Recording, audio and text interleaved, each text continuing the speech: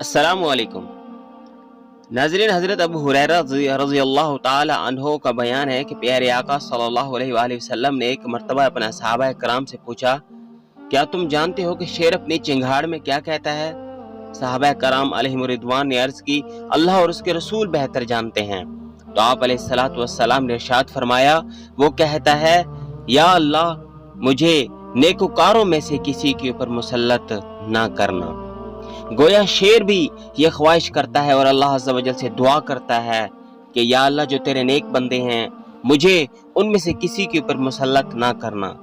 शेर भी अल्लाह के नेक बंदों की इज्जत और तौकीर करता है, उनकी तकरीम करता है और नेक बंदों के ऊपर हमला नहीं करना चाहता। एक मुसलमान का, एक मोमिन का ईमान और अकीदा है कि अल्लाह की दी हुई तौफीक के बगैर एक मच्छर पर नहीं मार सकता, एक इंसान पलक नहीं झपक सकता और एक दरख्त से खुश्क पत्ता भी नीचे नहीं गिर सकता। गोया शेर भी जब किसी के ऊपर हमला आवर होता है तो वो भी अल्लाह की दी हुई तौफीक से हमला आवर होता है।